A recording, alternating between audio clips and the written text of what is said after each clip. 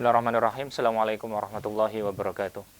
Alhamdulillahirrabbilalamin. Wabihi nasta'in wa ala umurid dunya waddin. Wassalatu wassalamu ala asyrafil anbiya'i wal mursalin. Sayyidina Muhammadin wa ala alihi wa sahbihi wa man sara ala nahji ila yaumiddin. Amma ba'd.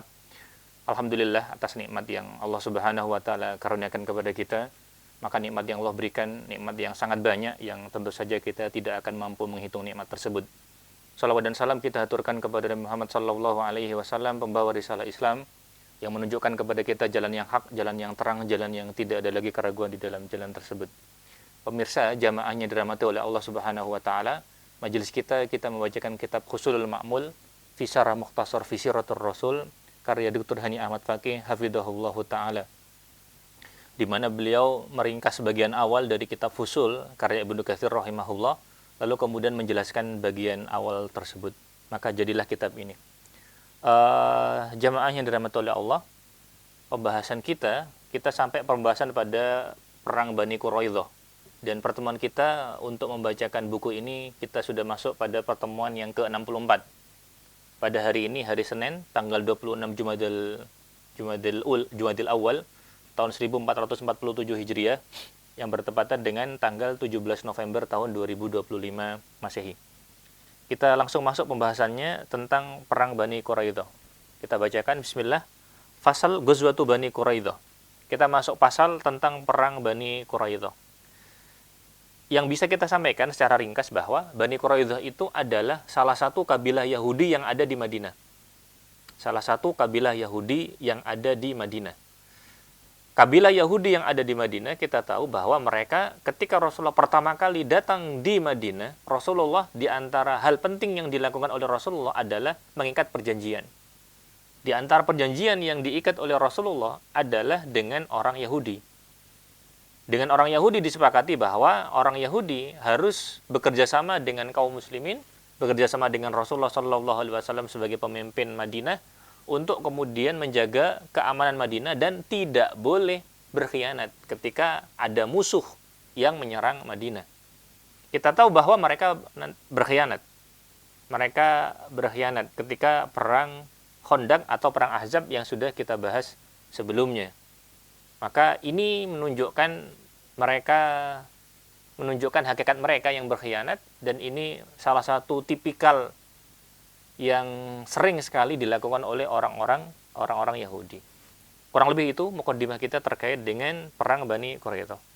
Kita bahas bismillah. Qala al-musannif, Ibnu Katsir mengatakan, "Fanahadha sallallahu alaihi wasallam min waqtihi ilaihim." Rasulullah sallallahu alaihi wasallam kemudian nahadha min waqti. Nahadha itu bangkit ya. Nahadha itu bangkit. Bangkit ketika Jibril alaihi salam datang dan memerintahkan Rasulullah Shallallahu Alaihi Wasallam untuk memerangi Bani Quraidah, sebagaimana sudah kita bahas di awal. Min waqtihi ilaihim, kepada mereka. Taib. Dhamir him di sini kembalinya kepada Bani Quraidah. Rasulullah bangkit untuk bersegera menyerang mereka. Wa amaral muslimin, dan Rasulullah kemudian memberikan perintah. Perintahnya adalah alla yusalliya ahadun sholatal asri, agar kemudian semuanya itu sholat asar, waqad kana dakhala waqtuha, ketika itu sudah masuk waktunya, illa fi Bani Quraidah. Perintahnya Rasulullah sallallahu alaihi wasallam, semuanya mereka itu semuanya harus sholat di Bani Quraidah. Isi perintahnya kurang lebih seperti itu. Farahal muslimuna arsalan. Roha itu kan pergi, berangkat ya. Berangkat, pergi. Roha itu pergi, tetapi kemudian perginya sore hari. Pergi sore hari, karena waktu itu sudah masuk waktu asar ya, pergi sore. Arsalan itu kemudian bergelombang. Bergelombang, maksudnya tidak langsung bersamaan. Wa kana minhum man shallal asra fit thariq. Lalu mereka memiliki pemahaman yang berbeda-beda mendengar perintahnya Rasulullah. Perintahnya Rasulullah semuanya sholat asar di Bani Quraidah. Lalu di antara kaum muslimin kemudian ada yang memahami bahwa wa kana minhum man shallal asr fit thariq. Di antara mereka ada yang kemudian sholatnya itu di perjalanan. Sholatnya itu di perjalanan, bukan sholat di jalan ya, sholat di perjalanan. Sholat di perjalanan. Ini salah satu sebagian kaum muslimin memahami demikian. Perintahnya Rasulullah semuanya sholat di Bani Quraidah, semuanya sholat asar di Bani Quraidah. Adapun kemudian sebagian kaum muslimin, kelompok yang pertama, mereka kemudian sholat di perjalanan. Wa qalu lam yurid Rasulullah tarkas sholat. Alasan mereka bahwa maksudnya Rasulullah tidak menginginkan untuk meninggalkan sholat. Innama aroda ta'jil as-sair. Yang diinginkan oleh Rasulullah SAW ta'jil, menyegerakan perjalanan, menyegerakan asair, menyegerakan perjalanan. Jadi maksudnya segera berangkat. Wa kana minhum man lam yusalli hatta gharabatis syams. Lalu kemudian ada yang kelompok yang lain. Ini kelompok yang pertama ya. Kelompok yang pertama mereka sholat di perjalanan. Kelompok yang kedua, mereka itu kemudian karena perintahnya Rasulullah semuanya sholat di Bani Quraidah, maka kelompok yang kedua ini tidak sholat asar, tetapi sholat asarnya dilakukan sampai terbenamnya matahari. Karena mereka memahami perkataannya Rasulullah SAW bahwa sholatnya di Bani Quraidah. Karena itu, wa wasala ila Bani Quraidah. Ketika kelompok yang kedua ini sudah datang di Bani Quraidah, baru mereka menjalankan sholat asar. Padahal sudah masuk waktu maghrib, yaitu terbenam. Terbenam matahari kan sudah masuk waktu maghrib. Lalu kemudian bagaimana sikap Rasulullah? Rasulullah SAW lam yu'annif wahidan minal fariqain. Rasulullah tidak menyalahkan salah satu dari dua pihak tersebut. Jadi Rasulullah tidak menyalahkan yang sholat di perjalanan, Rasulullah juga tidak menyalahkan orang yang sholat di Bani Quraidah meskipun sudah masuk waktu maghrib. Kemudian Ibnu Katsir memberikan komentar, walladzina sholul asra fi waqtiha hazu qasbas sabaq. Orang yang kemudian kelompok yang sholat asar pada waktunya hazu, maka mereka haza itu dapat qasbas sabaq. Qasbas sabaq itu maksudnya keutamaan mereka awalan, mereka yang kemudian awal. Mereka yang kemudian qasbas sabaq. Qasbas sabaq itu ungkapan untuk menjelaskan bahwa mereka yang pertama. Karena orang yang melakukan pertama itu kan ada keutamaannya tersendiri. Jadi, kenapa dikatakan mendapatkan keutamaan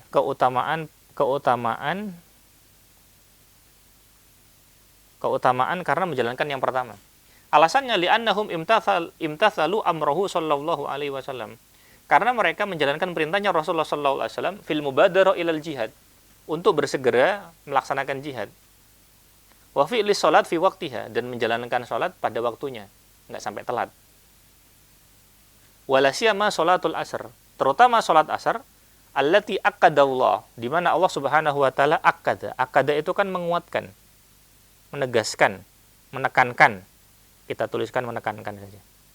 Di mana Allah Subhanahu wa taala menekankan al-mukhafadhu 'alaiha, untuk menjaganya. Untuk menjaga salat asar. Allah mengatakan, "Hafidhu 'ala sholawati was sholatil wusta." Jagalah salat-salat kalian. Was sholatil wusta, dan juga kemudian yang terutama adalah salat wusta. Yang dimaksud adalah salat wusta, yaitu salat asar.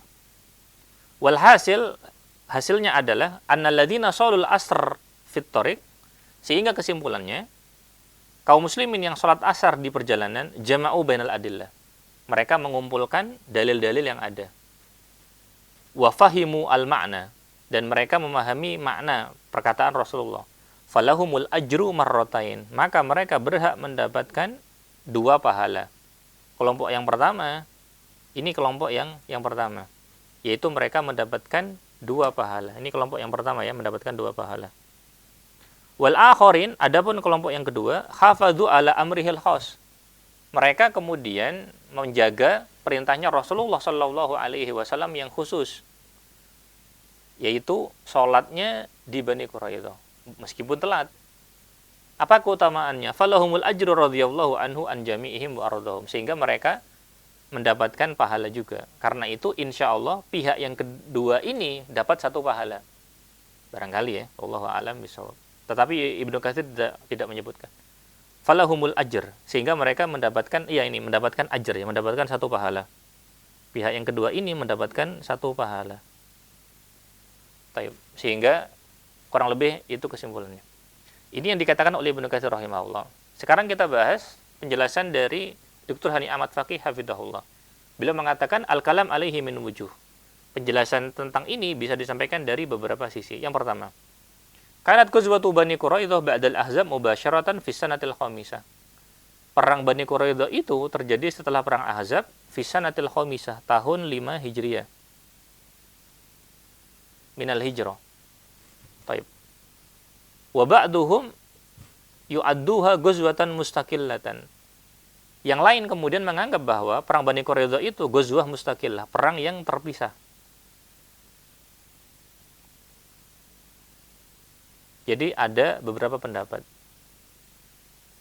Jadi pendapat yang pertama mengatakan bahwa setelah perang Ahzab langsung. Yang kedua mengatakan bahwa perang terpisah, beda. Yang ketiga, wa ba'duhum yu'adduha tabi'atun li ghazwatil Ahzab. Yang ketiga mengatakan bahwa perang ini itu kemudian tabi'ah. Tabi'ah itu ikutan ya. Ikutan, kelanjutan lah. Kurang lebih seperti itu. Sehingga ada tiga pendapat ya terkait dengan hal ini. Baik, selanjutnya kita masuk poin yang kedua. Wa kana sababu hadhil ghazwah. Sekarang kita masuk kepada sebab perang. Kenapa perang ini terjadi? Sebab perang adalah khiyanatu wa nakdhi Bani Quraidah lil ahd. Khiyanat, pengkhianatan. Wa nakdh. Nakdhu itu kemudian mengingkari. Ingkar. Al-ahad, ahad itu ingkar dengan ingkar perjanjian. Mengingkari perjanjian. Ini bukan sifat seorang mukmin ya, bukan.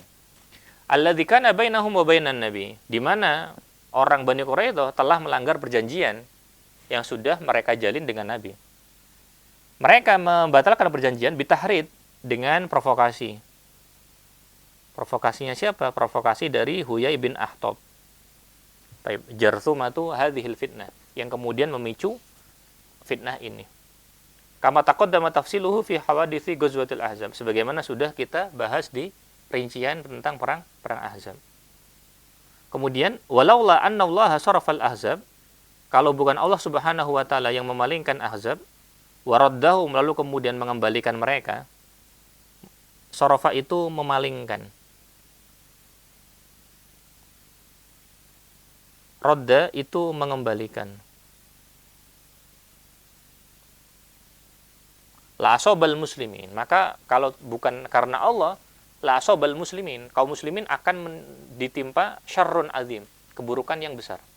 Bisa babi Bani Quraidah, karena tingkah Bani Quraidah, wa nakdhihimul lil ahad, karena mereka telah mengingkari perjanjian. Maka ini bukan tipikal seorang muslim ya, apalagi mukmin, lebih jauh lagi. Dan ini termasuk tingkah laku orang kafir, tingkah laku orang Yahudi. Poin yang ketiga, wa qauluhu sallallahu alaihi wasallam, sabda Rasulullah, la yusalliyanna ahadun minkumul asr illa fi Bani Quraidah. Kalian masing-masing kalian itu harus sholat di Bani Quraidah. Tidak ada yang tidak sholat di Bani Quraidah. Bahasa bebasnya seperti itu. Hadza mukharrajun fi sahihain. Maka frase ini mukharrajun. Tahrijnya itu ada di sahihain. Tahrijnya ada di sahihain. Ila annahu fi riwayati Muslim, tetapi di riwayat Muslim disebutkan adz-dzuhr badal al-asr. Yang disebutkan bahwa zuhur bukan salat asar. Wa ulama usirah muttafiquna ala annahal asar. Adapun ulama sirah mengatakan bahwa yang salat yang dimaksud adalah asar. Wallahu alam. Ini poin yang ketiga. Poin yang keempat. Wa hasilu khilafis sahabat, kesimpulan hasil, kita artikan bebas dengan kesimpulan. Kesimpulan dari khilafis sahabat fi fahmi hadzal hadis, memahami hadis ini, anna ba'dhum, bahwasanya sebagian mereka hamalan nahyi fihi ala haqiqatihi.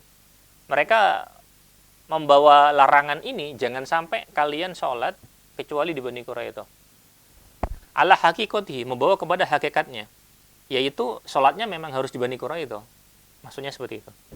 Fa'akharu sholat al-asr. Konsekuensinya mereka kemudian mengakhirkan sholat asar. Hatta sholluha, sehingga mereka sholatnya fi Bani Quraidah, di Bani Quraidah. Walam yubalu bi khuruji waqtiha, dan mereka lam yubalu, tidak peduli. Di bi khuruji waqtiha, meskipun waktunya kemudian sudah lewat, sudah masuk maghrib ya. Karena mereka memahami perintahnya Rasulullah begitu sesuai dengan isinya, sesuai dengan isi dari sabda tersebut. Maka ini yang bagian yang pertama. Wa amma sahabatul akharun, adapun sahabat yang lain, fahamalu an-nahi ala ghairi haqiqatihi. Mereka kemudian memahami larangan tersebut, jangan sholat di Bani Quraidah, maka bukan memahami sesuai dengan hakikat aslinya. Wa qalu, dan mereka mengatakan laisal maksud ta'khir sholat an waqtiha. Katanya mereka, pihak yang kedua ini, bahwa bukan maksudnya untuk mengakhirkan sholat, bukan. Wa innamal murad, tetapi maksudnya adalah al-hathu wal isra, dorongan ya, atau motivasi untuk isra. Isra itu mempercepat, bersegera, jangan kemudian berlambat-lambat, bersegera menuju Bani Quraidah. Wa hadza qaulul jumhur min ahlil ma'ani wal qiyas, dan ini perkataan jumhur dari ahlul ma'ani, orang yang kemudian mempelajari ma'ani. Ma'ani itu salah satu cabang dari balaghah ya insyaallah. Wal qiyas, dan juga kemudian qiyas. Wa fi'luhum huwal arja, dan pendapat yang ini, yang mereka sholat di perjalanan itu lebih kuat. Kama awdahul musannif rahimahullah, sebagaimana sudah dijelaskan oleh musannif, yaitu Ibnu Katsir rahimahullah. Ini poin yang keempat. Kita masuk sekarang poin yang kelima. Wa qad dalat hadhil haditsa ala jawazi ijtihadil ulama fi furu'il ahkam. Jadi ketika para sahabat memahami perintahnya Rasulullah, ada yang kemudian sholat di perjalanan, ada yang memahami sholatnya harus di Bani Quraidah. Hal ini menunjukkan bahwa jawazi ijtihadil ulama, bolehnya ulama berijtihad fi furu'il ahkam, dalam perkara furu'. Perkara furu'. Furu' itu perkara cabang. Wa raf'ul haraj anhum fi dzalik, dan kemudian raf'ul haraj, menghilangkan haraj, kesulitan. Menghilangkan kesulitan. Wa anna ba'dhan nususil kitabi wa sunnah, dan memang sebagian nas Al-Qur'an dan juga hadis yumkin ayyuhmala aktsara min fahm. Terkadang sebagian dari nas Al-Qur'an atau nas hadis itu bisa yuhmal, bisa dimaknai atau bisa difahami. Bisa difahami aktsar min fahmin, lebih dari satu pemahaman. Wa aktsar min tafsirin, bisa difahami lebih dari satu penafsiran. Sebagaimana tadi perintahnya Rasulullah la yusalliyanna ahadun minkum illa fi Bani Quraidah. Jangan sampai ada seorang pun dari kalian yang tidak sholat di Bani Quraidah. Bahasa lainnya, semuanya harus sholat di Bani Quraidah. Baik, bahasa lainnya ya, wallahu a'lam. Sekarang kita masuk poin selanjutnya. Khisaru Bani Quraidah wa ba'tsu Abi Lubabah lahum. Khisar berarti pengepungan. Pengepungan terhadap Bani Quraidah. Wa ba'tsu Abi Ubabah lahum, pengepungan dan pengutusan. Pengutusan, dikirimnya Abi Lubabah kepada mereka. Qala al-musannif, Ibnu Katsir mengatakan, wa ata Rasulullah ar-rayah Aliyah bin Abi Thalib. Rasulullah kemudian menyerahkan rayah. Rayah itu bendera. Wa istakhlafa 'alal Madinah ibna Ummi Maktum, dan kemudian istakhlafa, menunjuk, Rasulullah SAW menunjuk istakhlafa. Istakhlafa itu dari khalafa. Khalafa itu mengganti. Jadi kalau bahasa kita itu pelaksana harian lah. Kalau bahasa bebasnya ya, penanggung jawab sementara gitu ya. Pelaksana harian atau penanggung jawab sementara. PJ sementara. Di Madinah adalah Ibnu Ummi Maktum. Wa nazala khusun Bani Quraidah, dan Rasulullah SAW dan para sahabat kemudian mendatangi khusun, benteng ya, benteng-benteng ya. mendatangi benteng-benteng Bani Quraidah. Wa hasarahum, dan kemudian Rasulullah SAW dan para sahabatnya hasarahum, kepung ya, mengepung benteng-benteng mereka khamsan wa ishrina lailatan, selama 25 malam, 25 hari. Mengepung selama 25 hari. Wa kana qad dakhala ma'hum fil khisni Huyai bin Akhtab. Dan telah masuk ke benteng mereka itu Huyai bin Akhtab, salah satu pemuka Bani Nadir insyaallah, yang kemudian telah memprovokasi mereka untuk membatalkan perjanjian dengan Rasulullah sallallahu alaihi wasallam. Khina insarafat Quraisy, ketika Quraisy telah balik ke Mekah ya. Li'annahu kana a'tahum ahdan bidzalika, karena dia telah memberikan ahad, perjanjian dengan hal tersebut. Hatta naqadul ahad, sehingga orang Bani Quraidah ini itu telah naqadul ahad, membatalkan perjanjian. Naqadu al-ahad, membatalkan, mengingkari. Batalkan. Al-ahad, perjanjian. Membatalkan perjanjian dengan Rasulullah. Wa ja'alu yasubbuna Rasulullah. Dan mereka bahkan berani mencela Rasulullah sallallahu alaihi wasallam. Barangkali dari kita kalau ada yang kaget, kok berani mencela Rasulullah? Ya jangan kaget. Orang kafir mereka tidak segan mencela Rasulullah. Karena itu misalkan di Eropa terdapat beberapa kasus bagaimana mereka misalkan membuat karikatur yang mencela Rasulullah Shallallahu Alaihi Wasallam lalu dipajang di majalah mereka. Ya orang kafir seperti itu, mereka tidak beriman kepada Nabi Muhammad Shallallahu Alaihi Wasallam, maka mereka melakukan hal seperti itu. Lalu mereka mengatakannya sebagai kebebasan berekspresi. Maka ini bukan kebebasan, ini ngawur. Sehingga seperti itu ya. Wa yusmi'una ashabahu dzalik, dan menjadikan para sahabatnya mendengar hal tersebut sengaja ya, untuk memanasi keadaan. Fa arada Rasulullah sallallahu alaihi wasallam ayu khatibahum. Rasulullah ingin berbicara kepada mereka. Faqala lahu Ali kemudian mengatakan la taqrabu minhum ya Rasulullah. Jangan mendekat kepada mereka ya Rasulullah. La taqrab, jangan mendekat. Khasyatan ayasma'a minhum syai'an. Ali melarang bukan karena apa? Karena khawatir Rasulullah akan mendengar hal-hal yang tidak beliau sukai. Jadi Ali berarti di sini itu berhati-hati menjaga perasaan Rasulullah sallallahu alaihi wasallam. Faqala, tetapi Rasulullah mengatakan, law qad ra'auni lam yaqulu syai'an. Kalau mereka Bani Quraidah ra'auni, melihatku, mereka tidak akan mengatakan apa-apa. Falamma ra'auhu, ketika Bani Quraidah melihat Rasulullah, lam yastati' minhum ahadun ayatakallama bi syai'in. Tidak ada seorang pun di antara mereka yang mampu untuk berbicara. Barangkali ini bukti kenabian Rasulullah sallallahu alaihi wasallam. Kemudian, tsumma ba'atsa ilaihim Abu Lubabah. Kemudian Rasulullah sallallahu alaihi wasallam mengirimkan kepada mereka Abu Lubabah. Abu Lubabah bin Abdul Munzir Al-Ausi. Wa kanu khulafa'il Aus. Mereka itu keluarganya Abu Lubabah. Mohon maaf, orang Bani Quraidah itu adalah khulafa, sekutu ya.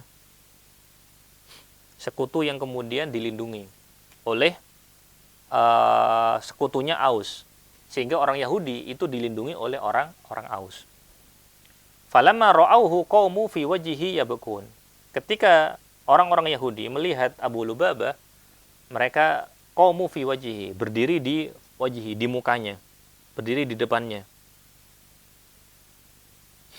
Jadi orang Yahudi berdiri di depan mukanya siapa ini? Abu Lubabah. Ya bekun, dan mereka menangis. Karena mereka khawatir dengan apa yang akan terjadi pada mereka. Rijaluhum wa nisa'uhum, tidak peduli laki-laki, tidak peduli perempuan. Wa qalu, lalu mereka mengatakan, ya Abu Lubabah, wahai Abu Lubabah, kaifa tarolana? Bagaimana pendapatmu tentang nasib kita? Ananzilu ala hukmi Muhammad, apakah kemudian kita akan tunduk kepada nanzil, apakah kita kemudian akan tunduk ala hukmi Muhammad, pada keputusannya Muhammad? Abu Lubabah kemudian mengatakan qala na'am, iya. Wa asyara biyadihi ila halqihi. Lalu kemudian Abu Lubabah menunjuk ke lehernya. Gini. Kurang lebih gini atau gini. Menunjuk ke lehernya. Yakni annahu dzabah, maksudnya sembelih. Mereka kemudian akan dibunuh maksudnya. Tsumma nadima ala hadhil kalimat. Kemudian dia nadima. Nadima itu menyesal ya. Abu Lubabah menyesal dengan apa yang dia katakan. Min waktihi, pada waktu itu. Faqama musri'an, maka dia kemudian bangkit dan musri'an, bersegera. Mempercepat langkahnya. Falam yarji ila Rasulillah hatta ja'a masjidil Madinah. Sehingga dia tidak kembali ke masjid ke Rasulullah, tetapi kemudian langsung datang ke Masjid Madinah. Farabatun nafsahu bisariyatil masjid. Lalu kemudian mengikatkan dirinya dengan tiang-tiang masjid, syariah. Syariah itu tiang-tiang masjid ya. Wa khalafa, lalu kemudian dia bersumpah, la yakhilluhu illa Rasulullah biyadihi. Tidak ada yang boleh membatalkan sumpahnya kecuali Rasulullah dengan tangannya Rasulullah sendiri. Ajib ini. Wa annahu la yadkhulu arda Bani Quraidah abadan, dan berjanji bahwasanya dia tidak akan masuk perkampungan Bani Quraidah selama-lamanya. Tidak mau mendahului perkataannya siapapun ya. Tidak mau mendahului perkataannya Rasulullah insyaallah. Falamma balagha Rasulullah dzalik, ketika Rasulullah mendengar kabar tersebut tentang Abu Lubabah, Rasulullah bersabda, "Da'uhu." Biarkan dia. Panggil dia, mohon maaf. Panggil dia. Hatta yatuballahu alaihi, sampai kemudian Allah menerima taubatnya. Wa kana min amrihi makana hatta taballahu alaihi. Maka keadaannya, situasinya min amrihi, tentang dia, makana, yang sudah terjadi. Hatta taballahu alaihi, sampai kemudian Allah menerima taubatnya. Sampai Allah Subhanahu wa taala menerima taubatnya. Keadaannya masih seperti itu, seperti sebelumnya. Baik, al-kalam alaihi min wujuh. Penjelasan ini bisa disampaikan dari beberapa sisi. Yang pertama, i'tahu rayah li Ali bin Abi Thalib yaumul Khandaq. Orang yang kemudian diberikan Khandaq pada masa Rasulullah sallallahu alaihi wasallam adalah Ali bin Abi Thalib. Dzakarahu Ibnu Ishaq fi sirah biduni isnad. Disebutkan oleh Ibnu Ishaq rahimahullah, tetapi kemudian cerita ini disebutkan tanpa sanad. Wa azahu Ibnu Hajar lil Hakim wal Baihaqi, dan kemudian Ibnu Hajar Al-Asqalani azahu, merujuk, merefer ya. Perkataan ini dari Hakim dan juga Baihaqi. Hakim dan Baihaqi termasuk dua tokoh ulama hadis ya. Dan menganggapnya min mursali Urwah bin Zubair, termasuk dari mursalnya Urwah bin Zubair. Baik. Urwah bin Zubair seorang tabi'in yang masyhur ya. Kemudian poin yang kedua, wa istikhlafuhu sallallahu alaihi wasallam Ibnu Ummi Maktum. Lalu kemudian Rasulullah sallallahu alaihi wasallam menunjuk Ibnu Ummi Maktum sebagai pelaksana harian, sebagai pengganti Rasulullah sallallahu alaihi wasallam di Madinah. Awradahu Ibnu Hisham fi sirah biduni isnad. Hal ini juga disebutkan oleh Ibnu Hisham di dalam sirah, tetapi kemudian cerita ini tanpa sanad. Kemudian poin yang ketiga, wa qisaruhu li Bani Quraidah khamsan wa 20 lailatan. Rasulullah mengepung Bani Quraidah itu selama 25 hari.